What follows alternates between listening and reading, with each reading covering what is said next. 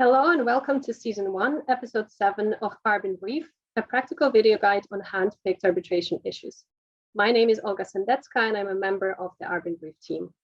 ARBinBRIEF videos offer a quick resource to consult on issues that arise in international arbitration while showcasing talented arbitrators in an interview format. Over the course of 10 episodes in the first season, we will move through a life cycle of an arbitration, and today we'll look at pre-hearing conferences. For those who are joining us live, the 15-minute interview will be followed by a 15-minute Q&A, so please do send any questions you have through the Q&A function. I am now honored to introduce our arbitrators. Joining us from Frankfurt, Germany is Anna Masser, who is a partner with Allen & Overy, and joining us from Lagos, Nigeria is Efosa Ewere, a partner with 𝗔𝗥𝗕𝗙𝗏 attorneys. And now over to you, Anna and Efosa.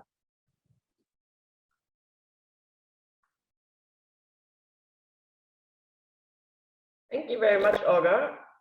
Efosa, welcome to this interview. I think we're approaching the hearing, and the question is, what do we do to prepare properly for a hearing? And one of the measures that people use are pre-hearing conferences. So in your experience, what are the main issues to consider if and to the extent you want to hold a pre-hearing conference as tribunal or as counsel?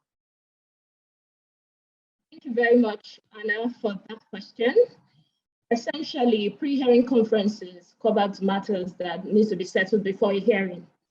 And the essence of having the pre-hearing conference is to assist parties and the tribunal in planning for an arbitration hearing, helping to simplify the hearing process for all participants. So basically, at a pre-hearing conference, it would be a very good time for you to address all administrative issues.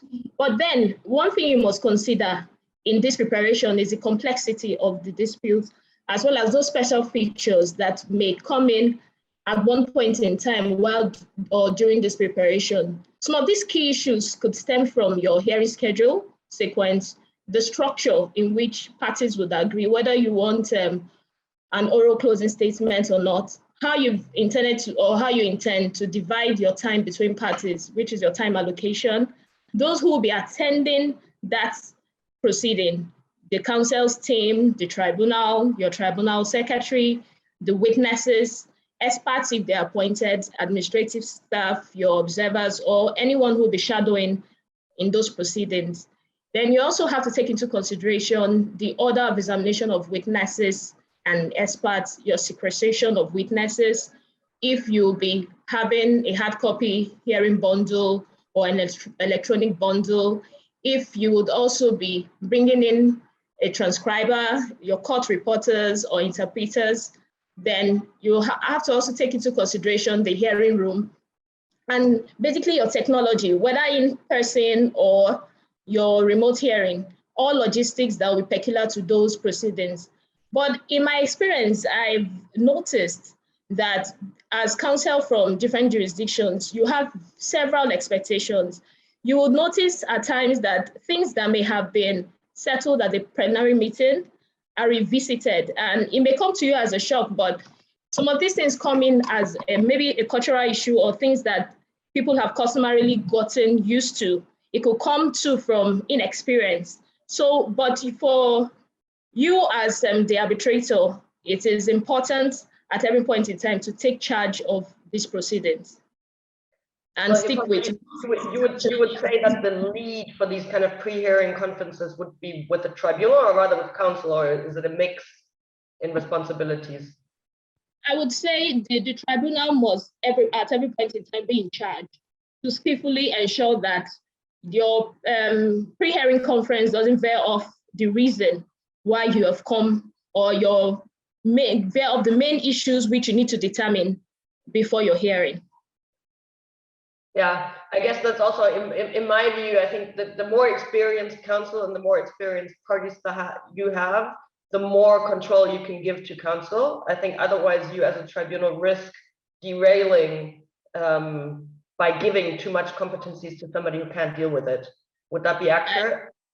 Yes, I agree with you. That's why in my explanation, I try to go into the fact that some people do things customarily, not knowing that it may not be the right acceptable practice. Yeah, And what do you see as the most prominent disagreements at these pre-hearing conferences, and how do you deal with them? The dynamic nature of humans and peculiarity of each dispute can create any form of disagreement. So I would want to say, I would want to just mention specifics in terms of those kind of disagreements, but I may want to come from an angle of my experience, what I may have seen, because it could come in diverse forms. It could come with various expectations from the parties, it could come from the council. Council may want to use some of these issues to delay proceedings. There are times that it may also come from lack of understanding of the process, particularly for a counsel that is attending an arbitral proceeding for the first time. So, but what has been typical for me has been disagreement basically on time allocation. Then sometimes from the number of witnesses, a counsel may want to call so many witnesses and at the same time expect that he should give him more than enough time to do that when you want to be fair in dividing or allocating the time for both parties. There are times that even the issue of sequestration, which is supposed to be a standard approach for witness testimony, comes up to as a form of disagreement. But what's important for the arbitrator is to skillfully handle such disagreements and ensure that you're giving all parties a fair and impartial and equal level playing ground for every one of them. Then when those disagreements seem to have affected one of the parties and caused a lot of inconvenience, then you could consider damages or cost when writing your award. Yeah, costs are the most efficient sanction I can think of is cost allocation. Looking at that from a timing perspective, when do you usually hold these pre-hearing conferences? Do months, weeks before? Does it matter whether it's a remote or an in-person hearing? Does that make a difference as regards timing? Well, I would not want to be strict on timing, but I could say 1 to 2 months. It all depends. It will depend on what preparations in terms of your logistics you may have had in place before either of those formats of hearing. You may not want to be too early. At the same time, you may not want to be too late. So what you think is fair for both parties. If it comes to an in-person hearing, you may want to consider the logistics into planning and for an in-person. Maybe it could happen that your venue or your location may have prior to that time been agreed. So that also helps you to save time in terms of the timing you will want to allocate for between your pre-hearing conference and the hearing proper. Also in the area of having a remote hearing, most times you may find out that the technology you intend to use may have been settled already. So you may only want to have a pre-hearing conference, one to settle those issues, then on another hand, maybe for the purpose of testing your technology. Yeah, absolutely right. I think it all depends on what the content of the specific pre-hearing conferences are and whether you actually might need more of them than just one, in particular if you have in-person hearings that you need to organize. Turning to the rules, maybe most rules, and including the Delos rules, make no specific mention of a pre-hearing conferences, but some do mention case management conferences or preliminary meetings. Why do you think that is, that pre-hearing conferences are not mentioned? Okay, I would see them from an angle of referring to them as nomenclatures. It all depends on what it means to you and how you want to apply it and the stage within which you want to apply it. Typically for pre-hearing conferences, the tribunals are given broad powers and they're allowed to exercise their discretion. So since you have made reference to the Delos rules, there is no specific provision in the Delos rules on pre-hearing conference, but the tribunal has the power to order one. And if you look at Rule 12.2 of the Delos rules, in as much as it wasn't specific on pre-hearing conferences, it provides that the tribunal has powers to determine all procedures and evidentiary matters.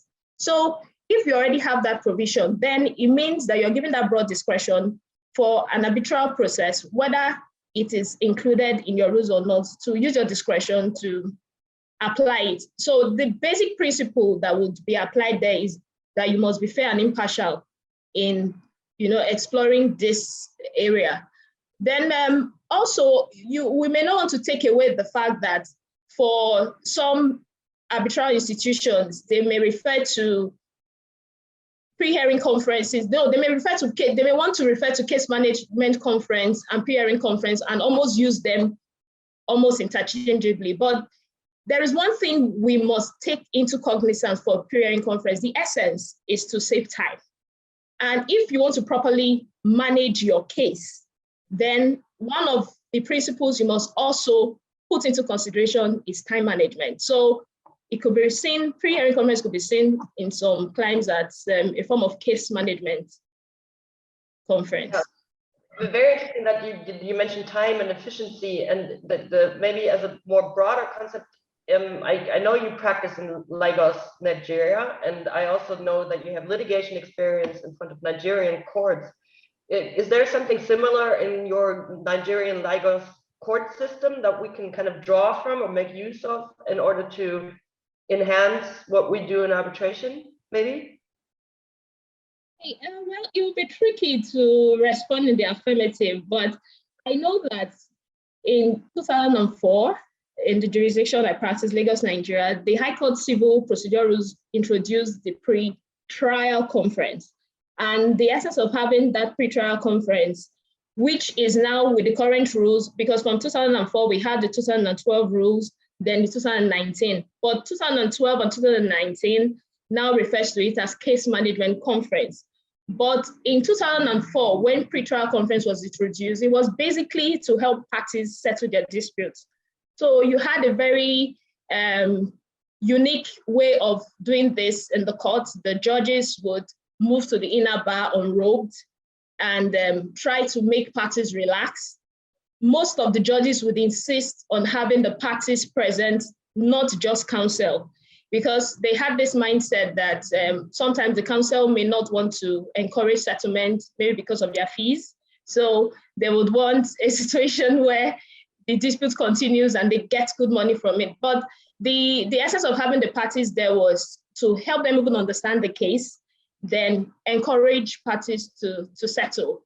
I could say it helped, or rather it helped the court system. But when you're trying to compare it with the arbitral system, you know, there's this uniqueness for the arbitral process, which is the party autonomy. And, you know, the party autonomy hinges its uniqueness from the arbitration agreement. So the arbitration agreement sets the tone for the process. And most times you actually have members of the tribunal, that's the arbitrator now, not necessarily wanting to emphasize so much on the issue of settlement if there is no mediation clause. I know that basically there are some other people that may have actually, you know, explored this method in trying to settle, but you find that for most arbitrators, they see it as where if you don't have a mediation clause introduced in your arbitration agreement, they don't think it's sacrosanct on them to push too much on the settlement.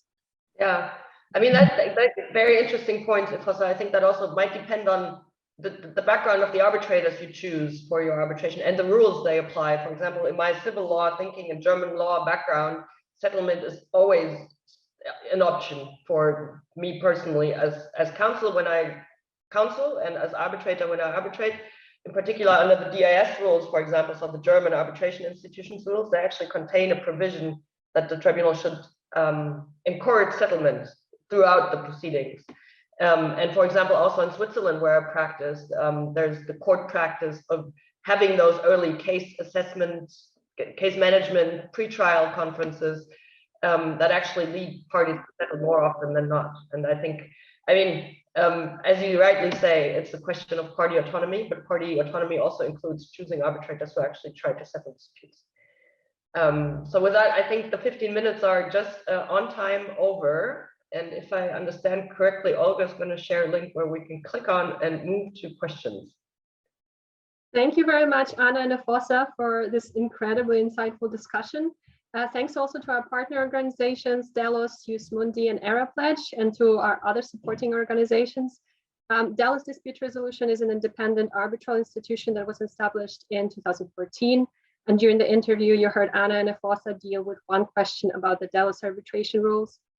Mundi provides arbitration research tools for lawyers, including a directory of more than 5,000 profiles with arbitrator analytics. And the ERA pledge establishes concrete and actionable steps to increase the number of women appointed as arbitrators with the ultimate goal of full parity. To see future ARBinBRIEF videos on hand-picked arbitration issues, please follow us on LinkedIn and subscribe to our YouTube channel. We would love to hear any comments you may have and feedback, and you can register for our next episode on arbinbrief.com.